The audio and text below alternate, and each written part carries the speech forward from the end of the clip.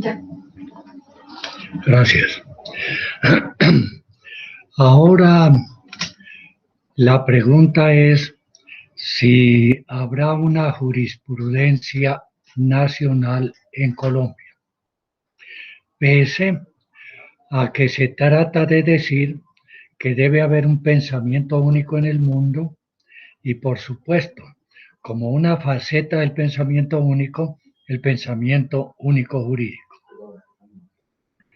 Hoy, para imponer el pensamiento único, ya no se manejan las ideas filosóficas ni la evangelización, sino que es la informática quien señala expresiones, valores y modo de vivir. Por lo tanto, tratar de elaborar una hipótesis en el sentido de que sí hay una jurisprudencia nacional es una labor sumamente difícil. Adicionalmente, el nacionalismo está de capa caída y se diría que buscar expresiones nacionalistas lleva al nacionalismo y que el nacionalismo puede llevar al fascismo. Es una relación fácil de expresar, pero que quizás no es tan cierta. De manera que el objeto del conocimiento en este momento, de este momento en adelante, va a ser la jurisprudencia colombiana, no diciendo cuál es el criterio de una corte sobre determinado tema jurídico, sino analizando si la jurisprudencia como fuente del derecho ha tenido una valoración distinta antes de la Constitución de 1991 y después de esta. Pienso, y con todo respeto lo digo, que la Corte durante la época de López Pumarejo ha sido la mejor en la historia de Colombia. Y esos ilustres magistrados decían lo siguiente. En una sentencia de 12 de noviembre de 1937, donde se discutía aspectos referentes a auxilios de enfermedad, cesantía, tiempo laborado, vacaciones, etcétera. Se discutió si en el tema de las cesantías se pagaría y se incluiría para su cuantificación los años laborados antes de la expedición de la ley. Y la Corte va a decir que sí, dando un efecto retrospectivo a la favorabilidad laboral. Pero quiero referirme a lo siguiente. La Corte siguió y dentro de quienes salvaron el voto, la iniciación, el encabezamiento del salvamento de voto, como ustedes lo podrán leer en la Gaceta Judicial, es el siguiente, comillas.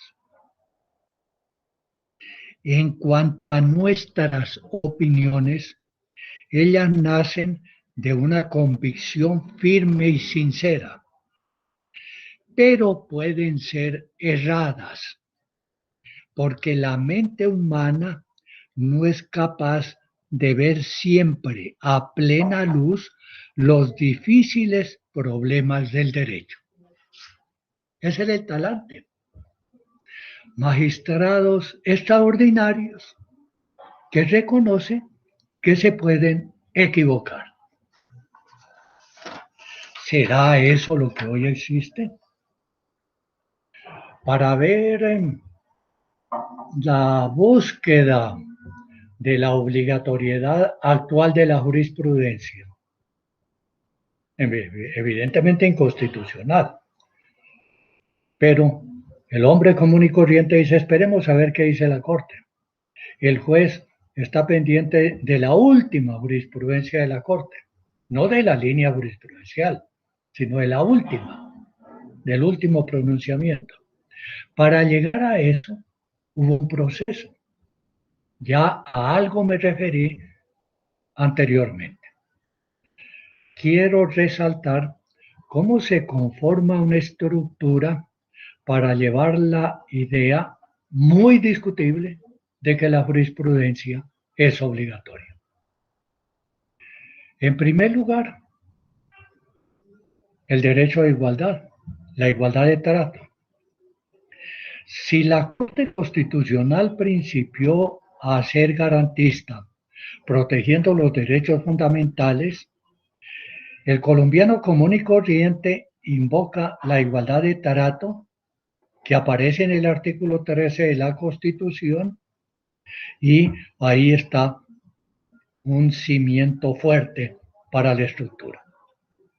En segundo lugar, la Corte Constitucional siempre trabajó con el computador desde su nacimiento y por lo tanto las tecnologías de la información y del conocimiento y de la comunicación estaban al servicio de quienes allí laborábamos en aquella época. En tercer lugar, un tremendo desprestigio del parlamentarismo. Y el lugar va a ser ocupado por la Corte Constitucional y se ingresa al activismo judicial. Y es en este siglo, no en el anterior, que va entrando rápidamente la idea del poder, del poder vinculante de la jurisprudencia. Y queda hecha la estructura. Entonces vuelvo a repetir, una estructura en forma de cuadrado donde está el derecho de igualdad, las TIC, el activismo judicial y el poder vinculante.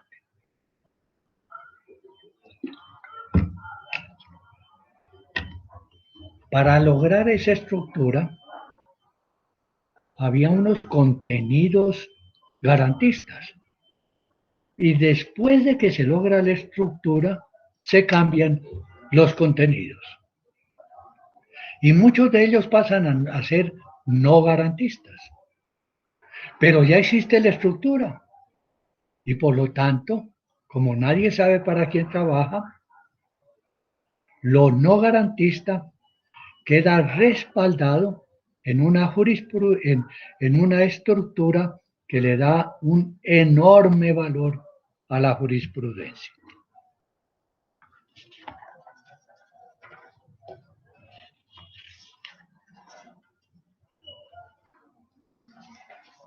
Esa no fue la manera de trabajar ni en la Corte Suprema de Justicia, cuando conoció de las acciones de inconstitucionalidad, ni de la primera etapa de la Corte Constitucional. Y por lo tanto, se puede simplificar. El comportamiento de la Corte Suprema de Justicia y el comportamiento inicial de la Corte Constitucional y el reflejo de esos comportamientos en el Consejo de Estado y hoy en la JEP. Corte Suprema de Justicia, tomando como objeto de examen las sentencias de constitucionalidad proferidas cuando el control judicial constitucional lo tenía esa corporación, se tiene lo siguiente. El promedio era una sentencia de constitucionalidad por mes. La gente poco demandaba. Inclusive entre 1886 y el año 1910, 25 años, solamente hubo 4 sentencias de inconstitucionalidad, 3 de ellas se referían a las pensiones y la otra, una sentencia que legitimó el golpe de Estado del señor Marroquín. De 1910 a 1968, cuando la reforma constitucional en el periodo presidencial de Lleras Restrepo creó la Sala Constitucional dentro de la Corte Suprema de Justicia, hubo aproximadamente 680 sentencias. Se crea la Sala Constitucional, hay un acudimiento masivo de los ciudadanos en demandas de inconstitucionalidad y esa era va desde 1969 hasta el año 1991, 16 de diciembre, porque por un artículo transitorio de la Constitución de 1991, no obstante que ya existía la Corte Constitucional, se determinó que hasta las vacaciones de ese año seguiría conociendo en inconstitucionalidad la Corte Suprema de Justicia. En 1969, 1970, 1971 son centenares las demandas de inconstitucionalidad. Luego decrecen, porque la reforma constitucional crea una sala constitucional dentro de la Corte Suprema de Justicia. Lo mismo había hecho el general Rojas en 1956, pero duró solo un año, pero decidía la Corte en pleno.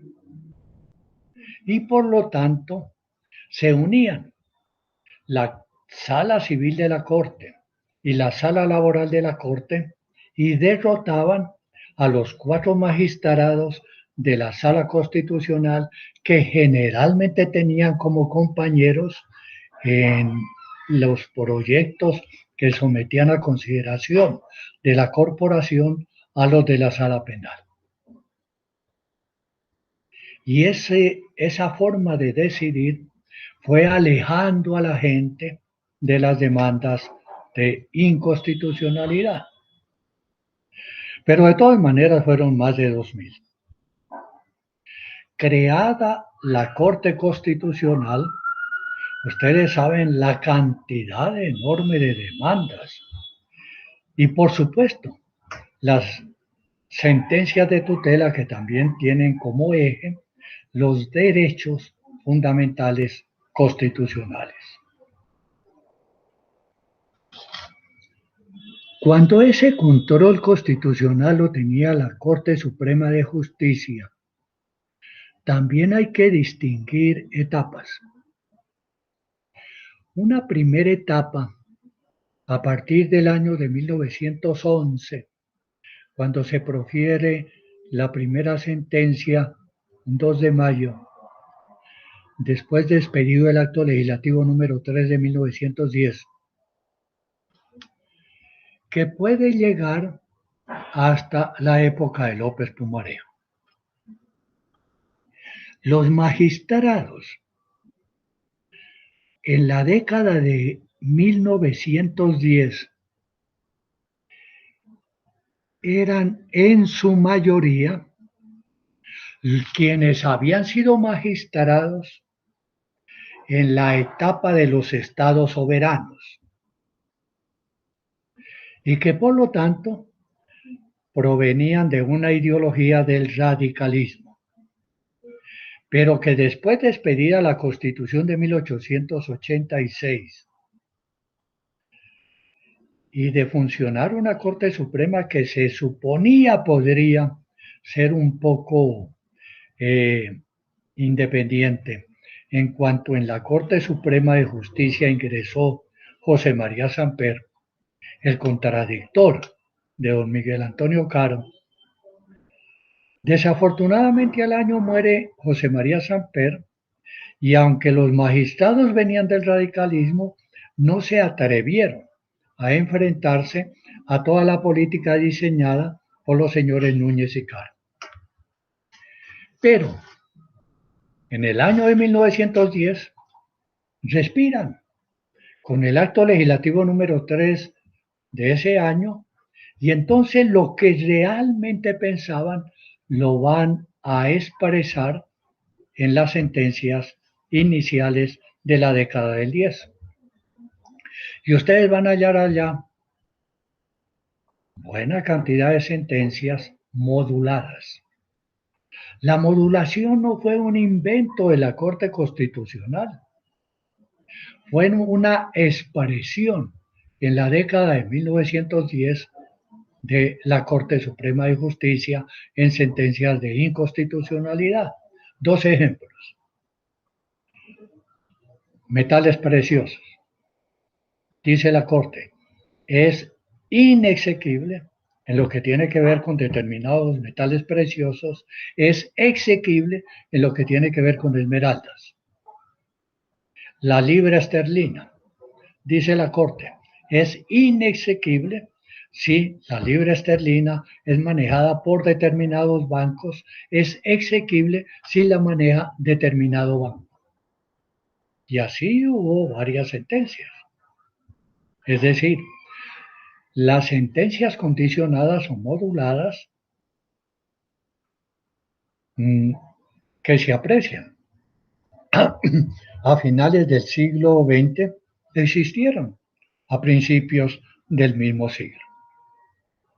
Pero en el año de 1919, a raíz de la expedición de unos decretos sobre exploración petrolera, decretos que expidió el señor Suárez,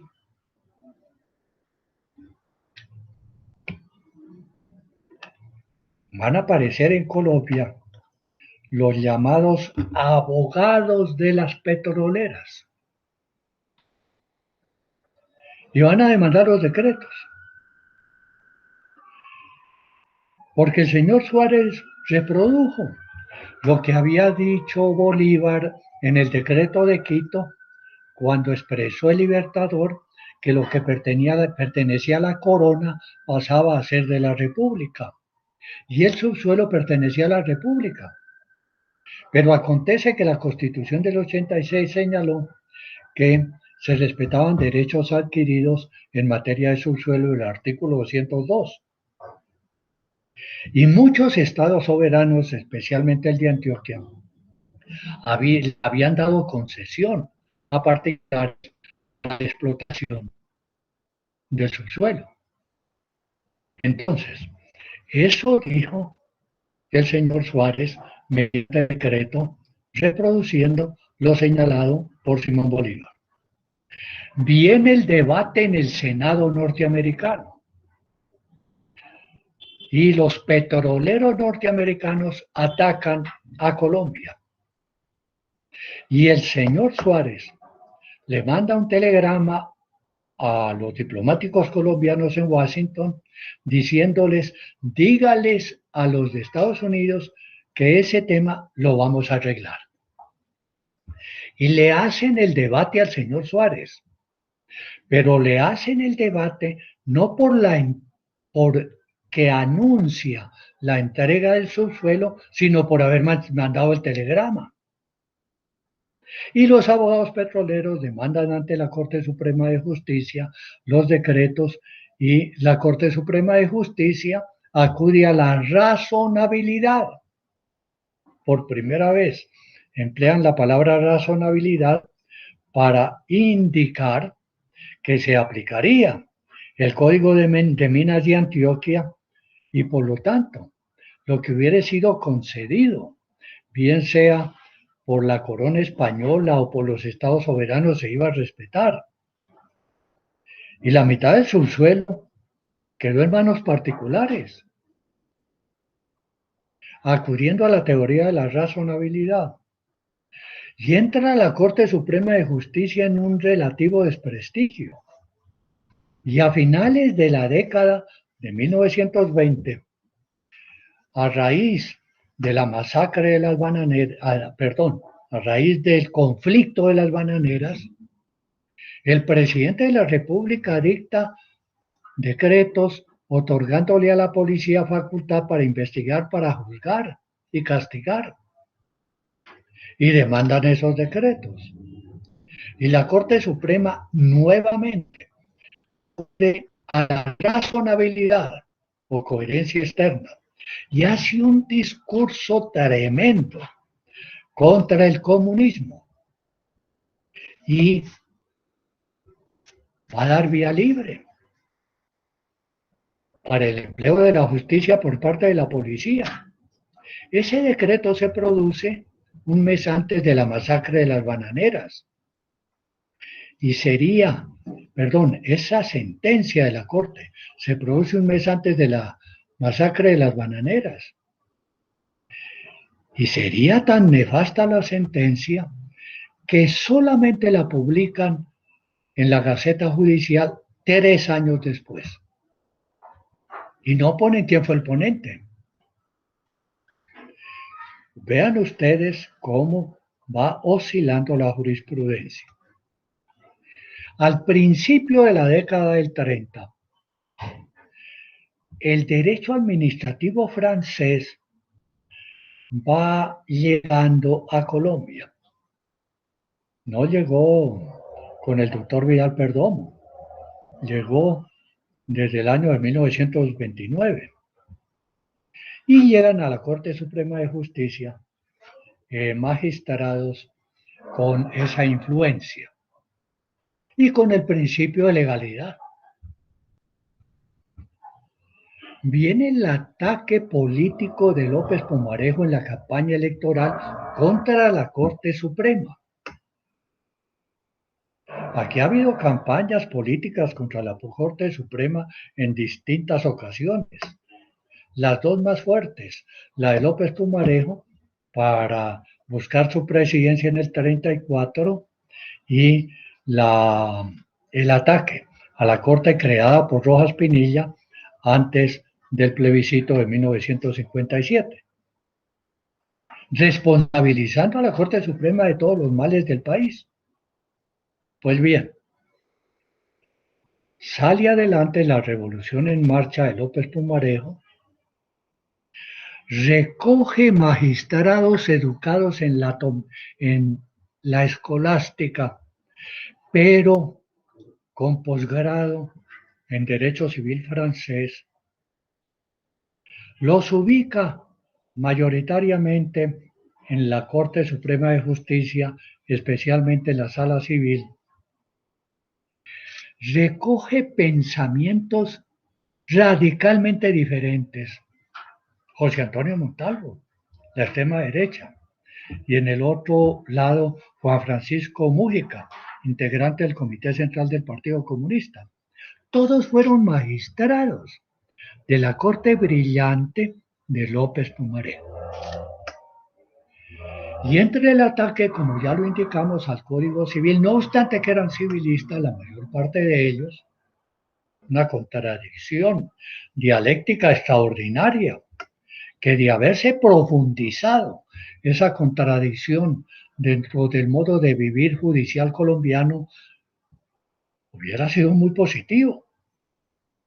Bueno, pero viene Santos, el presidente Santos, contra López Pumarejo, aunque fueran del Partido Liberal, y principian a desmontar lo que se había desarrollado desde el 35 hasta el 40, y viene el estado de sitio. El estado de sitio en Colombia va a ser determinante para la jurisprudencia nacional. Se inicia en el año de 1944 a raíz del frustrado golpe de Estado contra López Pumarejo en su segundo periodo. Y López Pumarejo decreta el estado de sitio y profiere dos grandes decretos. Uno sobre derecho colectivo del trabajo y otro sobre consejos de guerra verbales. Me voy a referir al segundo. Consejos de guerra verbales que incluía a civiles militares que habían participado en el golpe de Estado que tenía una ideología falangista. Y la Corte Suprema, combatiendo el falangismo, va a decir en una sentencia de junio de 1945 que una enorme cantidad de artículos de la Constitución, del título tercero de ella, no se aplicarían durante el estado de sitio. Y por supuesto, tuvo mucha acogida en ese momento. Se levanta parcialmente el estado de sitio, nuevamente se decreta en todo el país a raíz del 9 de abril, con mayor razón se acentúa cuando el Partido Liberal desea hacerle un juicio político a Ospina Pérez, cierran el Congreso y los decretos de estado de sitio se van a imponer. Solamente el 19% de las demandas contra decretos de estado de sitio significaron una declaratoria de inconstitucionalidad. La casi totalidad fueron declarados constitucionales, con salvamento de voto. El doctor Inestrosa Forero produjo un salvamento de voto extraordinario y hasta se retiró de la corte protestando por el beneplácito que la corporación le daba a los decretos de excepción. Y viene la toma del Palacio de Justicia, en donde desafortunadamente van a morir muchos magistrados, dentro de ellos quienes constituían una escuela crítica muy importante proveniente de la Universidad Externado de Colombia. Aparece la Corte Constitucional, que va a tener un camino inicial muy favorable. Se ha caído el muro de Berlín. Parecería que ha desaparecido la Guerra Fría. Ya no hay ninguna dictadura militar en Latinoamérica, inclusive en Portugal y en España. También Franco y Oliveira Salazar han desaparecido. Se consagra el derecho a la igualdad que había sido expulsado por el señor Caro. Se impide restringir los derechos de libertad inclusive durante las etapas de excepción. Se consagran los derechos sociales, económicos y culturales y aparece la tutela. En otras palabras, en mejor situación no ha podido nacer la Corte Constitucional. Y hay una Corte Constitucional que dura solamente un año, elegida relativamente a dedo, pero que por la mecánica en la decisión, en las sentencias de tutela, va a orientar una jurisprudencia garantista. ¿Por qué la mecánica en la forma de decidir la tutela? Porque eran 7 magistrados en aquel entonces, 4 provenían de la Corte Suprema de Justicia. La razón para que vinieran de allí es que mantuviera la Corte Suprema de Justicia la prevalencia. 3 no venían de la rama judicial, pero por orden alfabético va a haber 3 salas de revisión en donde hacían mayoría la minoría y van a desarrollar especialmente el pensamiento jurídico proveniente de la Universidad de los Andes. Eso hay que reconocerlo en ese momento. Y el doctor Ciro Angarita, que ha sido el mejor magistrado en toda la historia de la Corte Constitucional, durante un año señaló la ruta. Y lentamente, magistrados que venían de la Corte Suprema de Justicia se fueron plegando a lo que decidían los tres que hacían minoría. Y se eligen ya 9 por intermedio del mecanismo señalado en la Constitución del 91 y ya la ruta estaba trazada.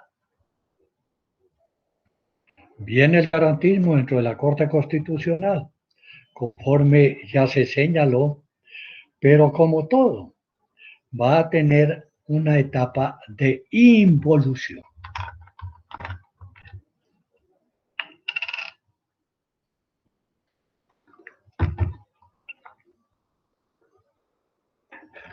La palabra involución proviene de 3 magistrados de la Corte Constitucional que salvaron el voto en la sentencia SU 555 de 2014. Esa sentencia, que tiene que ver con derecho colectivo del trabajo, es el cisne negro de la jurisprudencia nacional. Todos los cisnes son blancos, pero de repente aparece un cisne negro. Y dentro de la metáfora del cisne negro se señala que era previsible que apareciera. Entonces, ¿por qué va a aparecer en el año 2014 si la crisis económica es del año 2008? Porque hay una involución. Una involución que es fácilmente captable en el trayecto entre el 2008 y el 2014. Y en el 2008 se inicia con 2 sentencias que todos alabamos. En primer lugar, la T-760 que ya mencioné sobre salud, pero que tiene 2 caras, como toda decisión. Tiene proposiciones contradictorias. Entonces, aunque se dice en esa sentencia que la salud es un derecho fundamental, también se le abre el camino a que el núcleo esencial del derecho a la salud sea más pequeño que el núcleo esencial del derecho a la vida. Y como antes el derecho a la salud se protegía en conexidad con el derecho a la vida, entonces la sentencia dice que la teoría de la conexidad es una teoría muy débil. Y por supuesto, si uno manejara la dialéctica, entendería que aunque la T-760 puede tener cosas muy buenas, también tiene el germen para que luego sea destruido lo bueno de ese fallo. Y la T-752, a la cual ya me referí en día anterior, sobre pensiones, sobre cambiar una sola palabrita, procedencia e improcedencia. La norma, lo general, la tutela es procedente. Excepción, improcedencia. Ahora se dice lo contrario. Lo general, la tutela es improcedente porque hay otro mecanismo y lo excepcional, la procedencia. Eso aparece en la T-752, que es un alegato en favor del derecho a la pensión, pero que contiene ese aspecto no muy positivo. Y con base en eso se llega a la SU 555 del año 2014. La involución, el cisne negro, derivada en la crisis del año 2008, que tuvo su antecedente en la crisis inmobiliaria del año 2007. Lo que yo quiero señalar con todo esto es que la jurisprudencia, tanto durante la época de los romanos como durante la época actual, no responde a la teoría pura del derecho. sino a una serie de circunstancias porque el derecho es esencialmente humano. La sabiduría de los magistrados del 35 radicó en que defendían sus posiciones, pero previamente reconocían que podían estar equivocados. El dilema de la línea jurisprudencial radica en eso, en que hay una evolución. Lo dijo el presidente de Estados Unidos en 1921, al atacar la Constitución de Estados Unidos y señalar que no se podía seguir con una visión estilo Newton, sino que había que trabajar con una visión estilo Darwin, el evolucionismo. La jurisprudencia es esencialmente dinámica. La jurisprudencia no debe ser estática. La línea jurisprudencial es el recorrido de un punto a otro, no es solamente el punto de llegada. La línea es un punto que se desplaza de un lugar a otro. Si ustedes ven en la noche a las estrellas, muchas de ellas ya no existen, pero nos llega la luminosidad. Otras luminosidades que recibimos son de miles de millones de años, pero nos forman la idea de estrella, tanto las que existen como las que no existen. Sí hay una jurisprudencia nacional desde que nosotros investiguemos las raíces de ella y no digo la totalidad, sino al menos los hitos principales en la producción jurisprudencial. Y por lo tanto sí puede haber un derecho nacional. Y por consiguiente, el derecho es una ciencia, no es un arte. Y el computador es un elemento muy valioso de información, pero la formación está en el criterio jurídico. Y el juez se puede equivocar. Y no se diga que para eso están los recursos. Por supuesto que lo están. Pero lo principal de la equivocación del juez es la humanización del derecho. En la década de 1930 se humanizó el derecho civil, en la actualidad se humaniza el derecho constitucional. Era más difícil humanizar el derecho civil que humanizar el derecho constitucional y lo lograron. Los juristas del 35 al 40 y del 92 al 2007 fueron cosas extraordinarias. Entonces, ¿por qué vamos a seguir única y exclusivamente lo del 2021? Y conforme señalé en un ejemplo muy concreto de la Sala Laboral de la Corte Suprema de Justicia, están en un proceso de elaboración. Y no es de extrañar que una sala diga algo distinto a otra sala, una subsala diga algo distinto a otra subsala. Y todos son magistrados honestos. Entonces, la jurisprudencia sí sirve como objeto del conocimiento y, por lo tanto, la hermenéutica de segundo nivel es una hermenéutica que no debe desecharse. Yo finalizo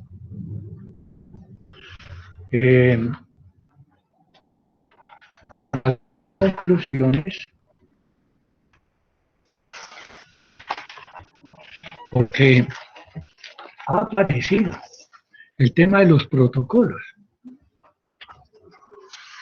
Por supuesto que ya se manejaba antes lo de los protocolos a nivel internacional. No me estoy refiriendo a los protocolos del derecho internacional. Me estoy refiriendo a los protocolos de contenido nacional.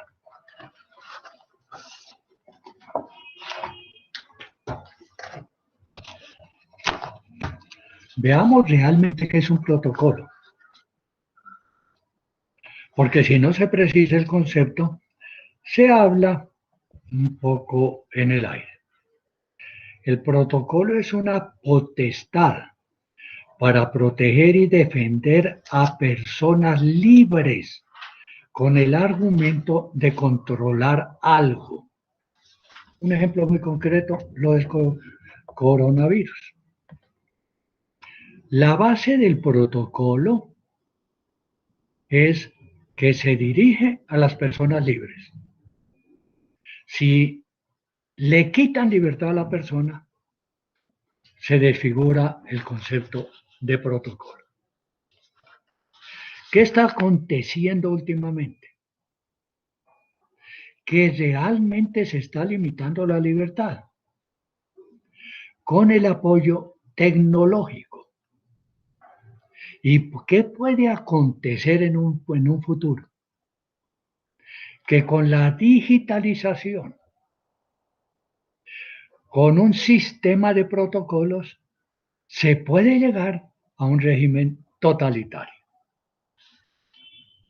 Y por lo tanto, los protocolos, como lo dijimos en día anterior, los protocolos van a ser el instrumento de los Estados Unidos para salir de la crisis en que está el capitalismo, de los rusos para desarrollar su geopolítica y de los chinos para fortalecer su expansionismo económico. El protocolo, de todas maneras, se fundamenta en el principio de no contradicción. Es la expresión del semáforo, en donde la contradicción está entre prohibir y permitir. La jurisprudencia. Toda sentencia tiene una parte resolutiva y una parte emotiva. Lo que señala la jurisprudencia, lo que impulsa la jurisprudencia es la parte emotiva. Esa es la materia prima. Da la característica de ciencia al derecho y evoluciona. Por lo tanto, la jurisprudencia no necesariamente responde al principio de no contradicción.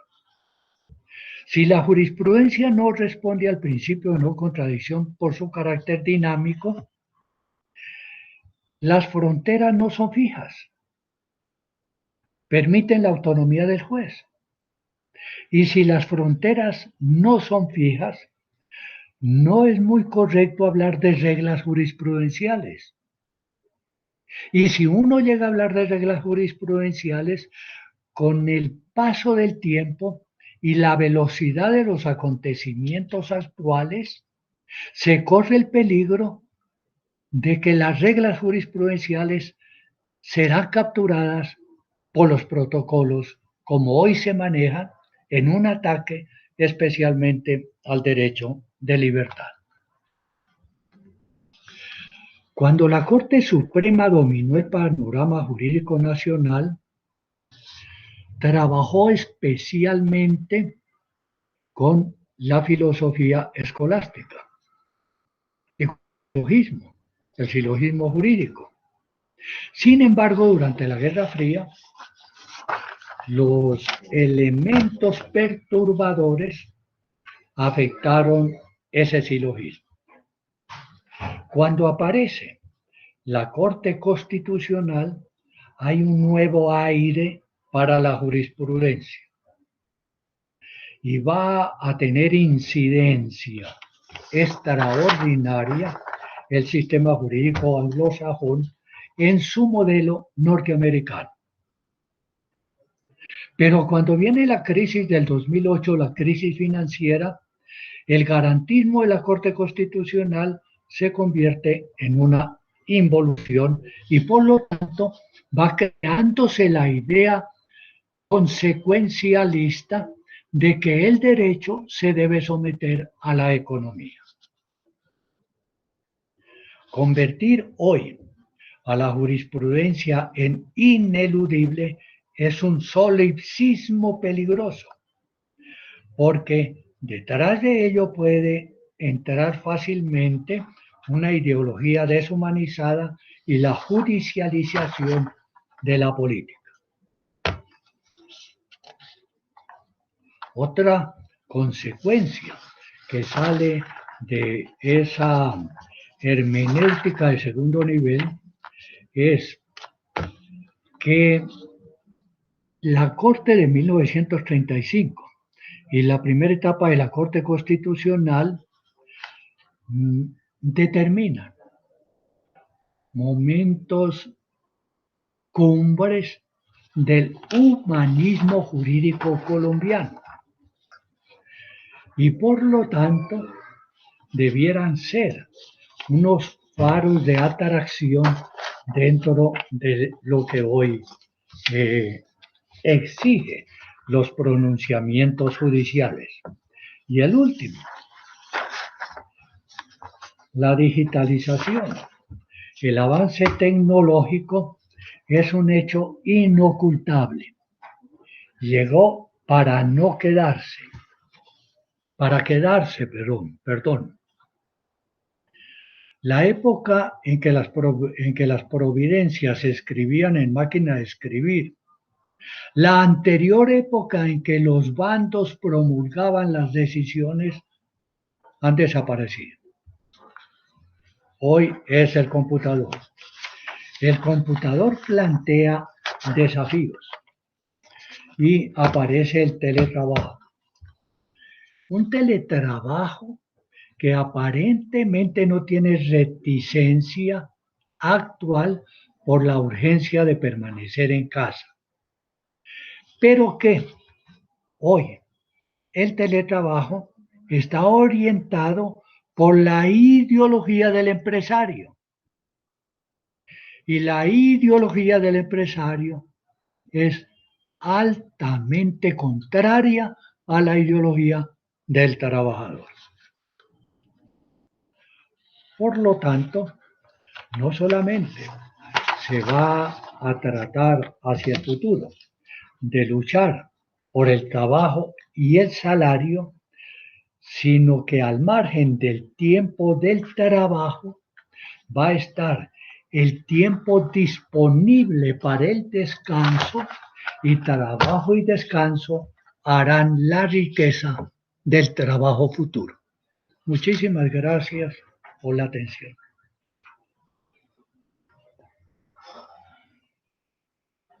Bueno, muchísimas gracias al profesor Dueñas por estas horas de conferencia tan majestuosas. Mi querida